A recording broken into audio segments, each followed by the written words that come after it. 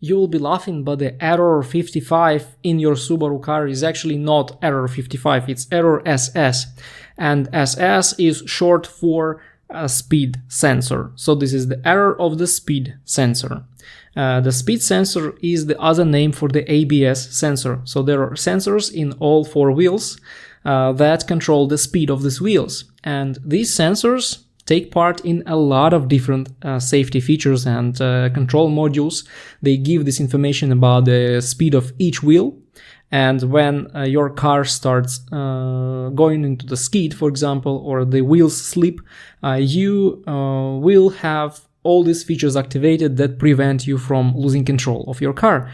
And also the ABS feature works, of course, based on the readings of the ABS sensors. And when one of the ABS sensors is faulty, it may send zero speed of the certain wheel, or it may send 200 kilometers per hour speed for a certain wheel. And in this case, you will see this error SS on the screen on the dash of your car. Sometimes this problem is about the sensor itself, so they may be faulty.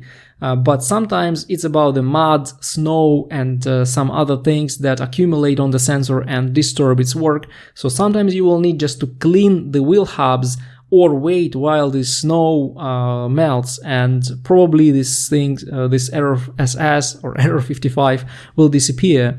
But in most cases, it's of course the sensor that has to be replaced. And to see which exactly sensor, you can easily do it with the help of a good OBD2 scanner. Without the OBD2 scanner, you will just know that there is a problem with the speed sensor, but which exactly sensor you don't know. So checking it with the OBD2 scanner that is compatible with Subaru, you will see exactly the sensor that malfunctions, and you may replace just exactly this sensor. There is no need to replace all four sensors because it's going to cost you some money.